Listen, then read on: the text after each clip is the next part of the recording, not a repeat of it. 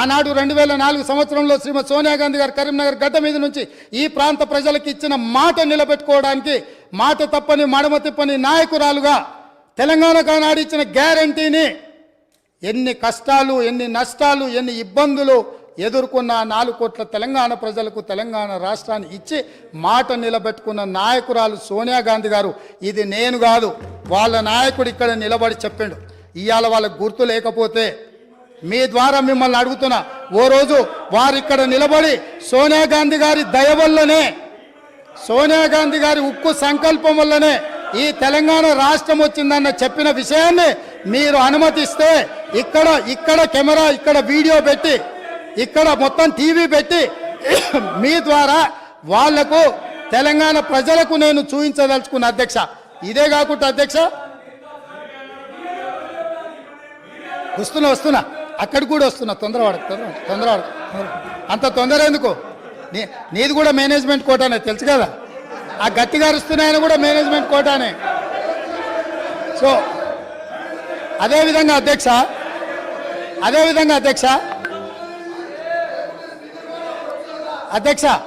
అదేవిధంగా 18 జూలై అధ్యక్ష బాగినాలే ప్రతిపక్ష నాయకులు 18 జూలై 1996 ఒక చర్చ సందర్భంగా, ఈ చర్చ 610 జీవో మీద తెలంగాణ సమస్యల మీద చర్చ జరిగినప్పుడు ఒక గొప్ప నాయకుడు, చాలా గొప్ప నాయకుడు అని చెప్పుకునేవాళ్ళు ఏం మాట్లాడినరో నేను చెప్పదలుచుకున్నా అధ్యక్ష. ఇది అసెంబ్లీ రికార్డులలో ఉంటాయి, కావాలంటే వాళ్ళు కూడా చూసుకోవచ్చు, లేదంటే కాపీ నేను మీకు పంపిస్తాను, మీ ద్వారా వాళ్ళకి ఇవ్వచ్చు.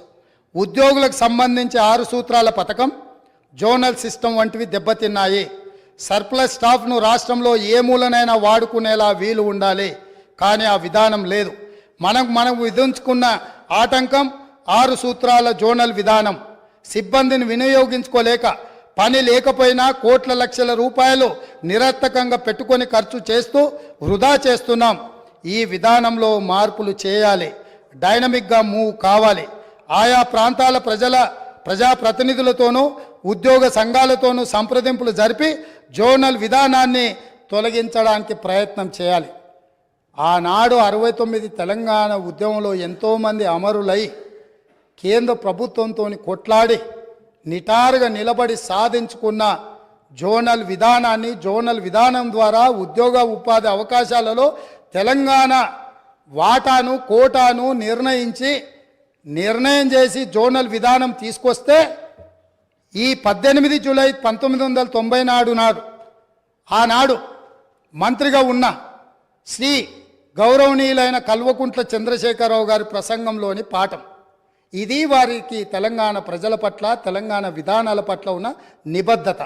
ఈరోజు వాళ్ళు ఇక్కడ వచ్చి వారి వారసులం మేము, మా అంత ప్రబుద్ధులే లేరు, మా అంత గొప్ప ఉద్యమకారులే లేరు, తెలంగాణ అంటే మేమంటే తెలంగాణ అని గొప్పలు చెప్పుకునే వాళ్ళు ఇదే సభలో ఇక్కడే నిలబడి కల్వకుంట్ల చంద్రశేఖరరావు గారు మాట్లాడిన ప్రసంగం ఇది.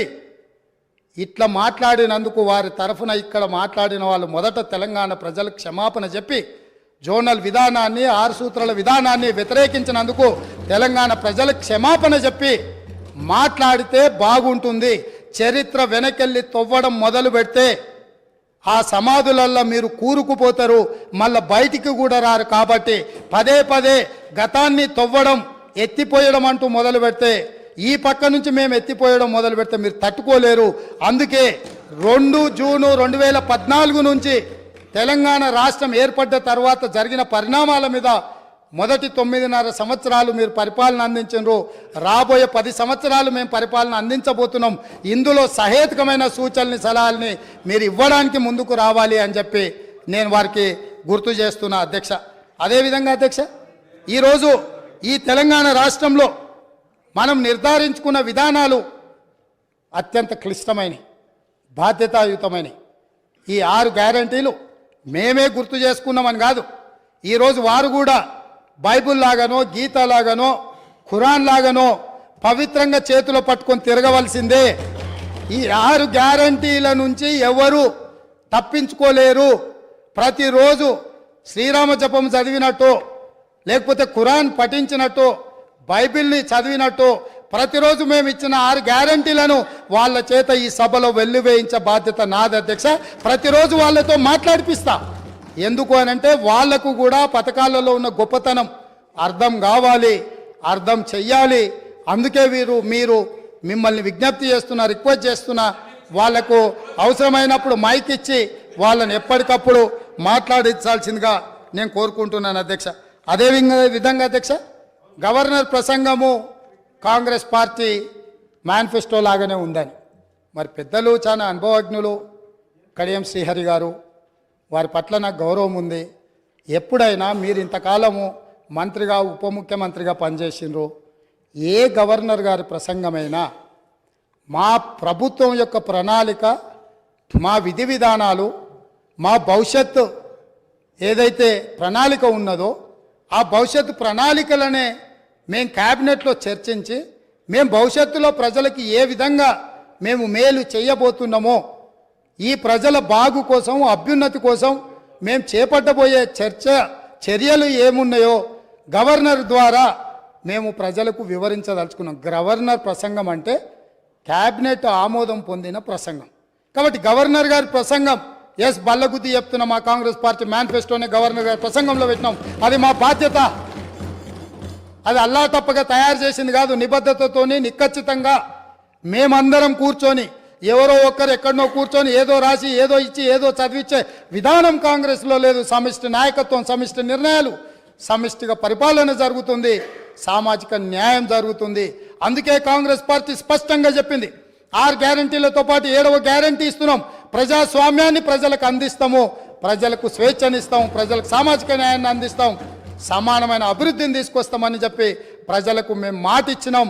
2004 నుంచి 2014 వరకు తీసుకొచ్చిన సంక్షేమ పథకాలు, అభివృద్ధి పథకాలు ఈరోజు హైదరాబాద్ నగరంలో ఉన్నాయంటే ఔటర్ రింగ్ రోడ్ వాళ్ళు కట్టిరా అధ్యక్ష, అంతర్జాతీయ ఎయిర్పోర్ట్ వాళ్ళు కట్టినరా, మెట్రో రైలు వాళ్ళు కట్టినరా, హైదరాబాద్కి కృష్ణానది జలాలు వాళ్ళు తీసుకొచ్చిండ్రా, హైదరాబాద్కి గోదావరి జలాలు వాళ్ళు తీసుకొచ్చిరా, హైదరాబాద్లో ఈరోజు తీగల వంతెన మీద ఫోటోలు దిగుతున్న వాళ్ళు ఆనాడు కాంగ్రెస్ పార్టీ అధికారంలో ఉన్నప్పుడు చేసిన ప్రణాళికనే అన్న సంగతి అప్పుడే మర్చిపోయిందా? ఇవాళ మీరు నెత్తి మీద నీళ్లు చల్లుకున్నంత మాత్రాన గోదావరి తాగునీటి జలాలకు ప్రణాళిక పెట్టింది ఎవరు, ప్రారంభించింది ఎవరు, పనులు ముందుకు తీసుకొచ్చింది ఎవరు అధ్యక్ష? ప్రాణహిత చేవెళ్ల ప్రాజెక్టును ఆనాడు దేవేందర్ గౌడ్ గారు పాదయాత్ర చేసి తెలంగాణ ప్రజలకు ప్రాణహిత చేవెళ్ల ప్రాజెక్టు కావాలి అని అంటే ఒక తెలంగాణ బిడ్డగా దేవేందర్ గౌడ్ గారు కాంగ్రెస్ పార్టీ కాకపోయినా ఆనాటి కాంగ్రెస్ పార్టీ ఈ ప్రాజెక్టు ద్వారా 14 లక్షల ఎకరాలకు 38,400 కోట్ల రూపాయలతోటి నీళ్లు ఇవ్వాలని ఉక్కు సంకల్పంతో డాక్టర్ బాబాసాహెబ్ అంబేద్కర్ ప్రాణహిత చేవెళ్ల ప్రాజెక్టును ప్రారంభించారు. పెద్దలు వెంకటస్వామి గారి సూచనతోని ఆ పేరును పెట్టినరు. పనులు ప్రారంభించి చేవెళ్లలో అర్ధాంతరంగా ఆగిపోయిన పనులకు ఎవరు బాధ్యత తీసుకుంటారని నేను అడుగుతున్నా అధ్యక్ష. ఆనాడు కాంగ్రెస్ పార్టీలో ఉన్న నాయకులు చిన్నారెడ్డి గారు లాంటి వాళ్ళు మాట్లాడడం వల్ల పాలమూరు ప్రాంతానికి, రంగారెడ్డి ప్రాంతానికి సాగునీటి ప్రాజెక్టు నిర్మించాలి, సాగునీరు తాగునీరు ఇవ్వాలి అని పాలమూరు రంగారెడ్డి ఎత్తిపోతల ప్రాజెక్టుకు 2013లోనే మంజూరు ఇచ్చి పనులను సర్వేలు చేయమని ఆదేశాలు ఇచ్చి దానికి పునాది రాయి వేసింది కూడా కాంగ్రెస్ పార్టీ కాదా అని నేను అడుగుతున్నా. ఉమ్మడి రాష్ట్రంలో చివరి జీవో నెంబర్ 69 నారాయణపేట కొడంగల్ ఎత్తిపోతల పథకానికి 8.5 టీఎంసీలతో 1,500 కోట్ల రూపాయలతో 1,07,000 ఎకరాలకు సాగునీరు తాగునీరు ఆ ప్రాంతానికి అందించాలని ప్రాజెక్టు ఆమోదిస్తే నికర జలాల కేటాయింపుతోనే ఆనాడు గవర్నర్ గారు జీవో ఇస్తే ఆ జీవోను ఈనాటి వరకు తుంగలు తొక్కిపెట్టి నారాయణపేట కొడంగల్ ప్రాంతాన్ని ఎడారిగా మార్చింది వాళ్ళు కాదా? ఈ వివక్ష వీళ్ళు చేసింది కాదా అని నేను అడుగుతున్నా అధ్యక్ష. ఇదేనా ఈ తెలంగాణ రాష్ట్రంలో తెలంగాణ వాడు ముఖ్యమంత్రిగా ఉండి తెలంగాణ ప్రాంతాన్ని పరిపాలిస్తున్నాడు అన్నప్పుడు ఎందుకు మా ప్రాంతాలు వివక్షకు గురైనాయి? మా ప్రాంతాలు ఈ రోజుకి వలసల ప్రాంతంగా ఎందుకు ఉన్నది? ఈ వలసలకు, ఈ చావులకు వీళ్ళు కారణం కాదా అని నేను అడుగుతున్నా అధ్యక్ష. అదేవిధంగా ఈరోజు నేను మాట్లాడదలుచుకున్న అధ్యక్ష, తెలంగాణ రాష్ట్రంలో డ్రగ్స్ మహమ్మారి లేకుండే, తెలంగాణ ఉమ్మడి రాష్ట్రంలో డ్రగ్స్ గురించి చర్చలు లేకుండే, గంజాయి మత్తు లేకుండే, లిక్కర్ కూడా అతి తక్కువగా ఉండే. కానీ ఇవాళ ఏ పేపర్ చూసినా, ఏ టీవీ చూసినా గంజాయి మత్తులో దాడులు జరుగుతున్నాయని, సింగరేణి కాలనీలో 6 సంవత్సరాల పసిగూడను గంజాయి మత్తులో రేపు మర్డర్ చేస్తే ఈ ప్రభుత్వం అచేతనంగా ఉండిపోయింది. ఈరోజు ఈ రాష్ట్రంలో జరుగుతున్న కారణాలకు ఈరోజు దొరుకుతున్న డ్రగ్స్కి ఈ ప్రభుత్వ వైఫల్యం కారణం కాదా? ఈ ప్రభుత్వం డ్రగ్స్కు సంబంధించి విచారణ మీద సిట్ వేసి ఆ సిట్లో ఉన్న అధికారిని అర్ధాంతరంగా ఎందుకు బదిలీ చేసిండ్రు? అతను ఎక్కడికి పోయింది? ఆ సిట్ ఎక్కడికి పోయింది? ఆ విచారణ ఎక్కడికి పోయిందని నేను అడుగుతున్నా అధ్యక్ష. ఈ ప్రభుత్వం యొక్క వైఫల్యాన్ని కప్పిపుచ్చుకోవడానికి విచారణలో లోపాలను దాచిపెట్టడానికి చేస్తున్న ప్రయత్నంలో నేనే స్వయంగా ఆనాడు 2017లో తెలంగాణ రాష్ట్ర ఉమ్మడి హైకోర్టులో పబ్లిక్ ఇంట్రెస్ట్ లిటిగేషన్ వేసి ఈ విచారణ మీద ఎన్ఫోర్స్మెంట్ డైరెక్టరేటు, డిఆర్ఐ, ఈ నార్కోటిక్స్ డిపార్ట్మెంట్ అన్నిటిని కూడా ఒక సిట్ను ఏర్పాటు చేయాలని హైకోర్టులో కేసు వేస్తే 2021 వరకు నేను కొట్లాడితే తెలంగాణ రాష్ట్ర హైకోర్టు ఈడీకి మొత్తం సమాచారాన్ని చేసిన విచారణను బదిలీ చేయమని హైకోర్టు ఆదేశాలు ఇచ్చిన ఈ రాష్ట్ర ప్రభుత్వం ఆ వివరాలన్నీ దాచిపెట్టింది అధ్యక్ష. ఆనాడు డ్రగ్స్లో ఏవైతే టెలిఫోన్లు కానీ, కంప్యూటర్స్ కానీ, ల్యాప్టాప్లు కానీ ఇతర సీజ్ చేసిన ఎక్విప్మెంట్, ఎలక్ట్రానిక్ ఎక్విప్మెంట్ని ఏది కూడా ఈరోజు వాళ్ళు ఫోరెన్సిక్ ల్యాబ్కు పంపించలేదు. వాటి మీద సరైన విచారణ జరగలేదు. ఆ వివరాలన్నీ కూడా ఈడీ అడిగితే ఇవ్వకపోతే ఈడీ డిపార్ట్మెంట్ తెలంగాణ ప్రభుత్వం మీద contempt of court case file చేసింది అధ్యక్ష. నేను అడుగుతున్న అధ్యక్ష మీ ద్వారా ప్రతిపక్షాన్ని, ఈ రాష్ట్రాన్ని పంజాబ్ రాష్ట్రాన్ని మీరు చూసిండ్రు.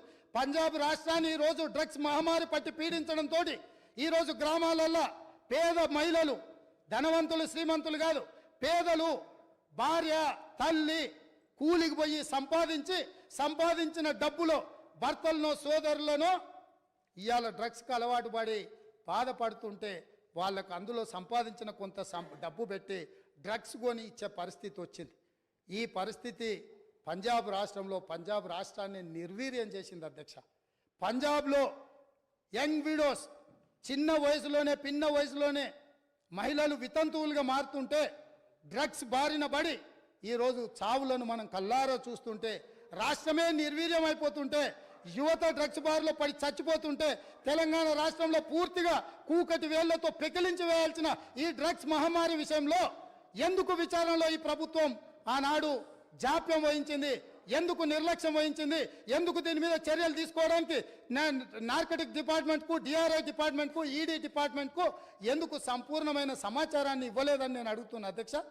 ఈరోజు నేను టిఎస్ న్యాబ్లో ఒక అడిషనల్ డీజీ క్యాడర్ ఆఫీసర్ను పెట్టి ఎంపవర్ చేసి ఇవాళ ఈ రాష్ట్రంలో డ్రగ్స్ అనే పదం వినిపించొద్దు, ఈ రాష్ట్ర సరిహద్దులు ఎవడు గంజాయితో రావద్దు, ఎవడు వచ్చినా ఎంత పెద్దవాడైనా ఎంత గొప్పవాడైనా వాళ్ళ వెనకాల ఎవరు ఉన్నా ఊచలు లెక్క పెట్టాల్సిందే, లెక్క పెట్టియాల్సిందే అని ఈరోజు నా ప్రభుత్వం, మా మంత్రివర్గ సహచరులు తీసుకున్న నిర్ణయాన్ని ఈ ప్రతిపక్షాలు అభినందించాల్సిన అవసరం లేదు అధ్యక్ష. మిగతా విషయాలలో భిన్నాభిప్రాయాలు ఉండొచ్చు, భేదాభిప్రాయాలు ఉండొచ్చు, కానీ డ్రగ్స్ మహమ్మారిని నిషేధించడానికి నిర్వీర్యమైపోతున్న యువతను, చిన్న పాఠశాలల ఆడపిల్లలు బలైపోతున్న ఈ మహమ్మారిని నిషేధించడానికి ఈ దాన్నైనా అభినందించడానికి మన ప్రభుత్వాన్ని మీరు అభినందించడానికి మీకు మనసు రాలేదా అని నేను అడుగుతున్నా అధ్యక్ష. అంటే ఈరోజు ఈ సభలో వీళ్ళందరూ మిగతా వాటిలలో వాళ్ళకి రాజకీయ కోణాలు ఉండొచ్చు, కానీ ఈ విషయంలో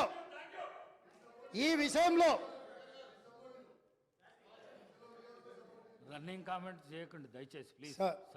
సార్ పాపం తెలియక అట్లా అంటుండే, కానీ తర్వాత ఆయనకుండే బాధలు ఆయనకుంటాయి. ఎందుకంటే ఎవరైతే ఈ అంశం మీద పూర్తి స్థాయిలో మాట్లాడినరో వారు బాధ్యత తీసుకొని మిగతా విషయాలలో మాకు భిన్నాభిప్రాయాలు ఉన్నా డ్రగ్స్ నిర్మూలన విషయంలో, మత్తు పదార్థాలను నిషేధించడంలో, గంజాయి ఇతర మత్తు పదార్థాలను ఈ రాష్ట్ర సరిహద్దులను దాటి లోపలికి రానివ్వకుండా కంచేసి కాపాడాల్సిన బాధ్యత ఈ 119 మంది శాసనసభ్యుల మీద ఉన్నది అని మనందరం ఏకగ్రీవంగా ఈ విషయంలో ఒక అభిప్రాయానికి వచ్చినుంటే ఎంత మంచి సందేశం ఇవాళ తెలంగాణ ప్రజలకు చేరుండేది అధ్యక్ష. కాళ్ళు వనకాలి అధ్యక్ష. ఎవరైనా ఈ రాష్ట్రంలో గంజాయి కానీ, కొకైన్ కానీ, హెరాయిన్ కానీ ఇట్లాంటివి రకరకాల ఎన్నో పేర్లు పలకడానికి కూడా నాకు రాదు అధ్యక్ష. వీటన్నిటినీ 100% ఉక్కు పాదంతో అణిచివేస్తాం, ఎంత వాళ్ళున్నా బొక్కలేస్తామనే నిబద్ధతతో మా ప్రభుత్వం పనిచేయబోతుంది. దీనికైనా వాళ్ళు పూర్తి స్థాయిలో మద్దతు పలకాలి అని చెప్పి మీ ద్వారా వారికి విజ్ఞప్తి చేస్తున్నా అధ్యక్ష. అదేవిధంగా అధ్యక్ష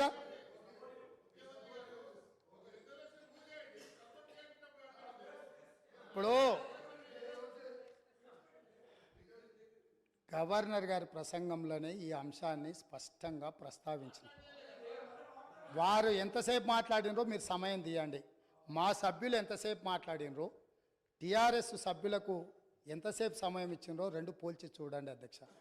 ఈ విషయంలో మనకు భిన్నాభిప్రాయాలు భేదాభిప్రాయాలు ఉండాల్సిన అవసరం ఏముంది అధ్యక్ష?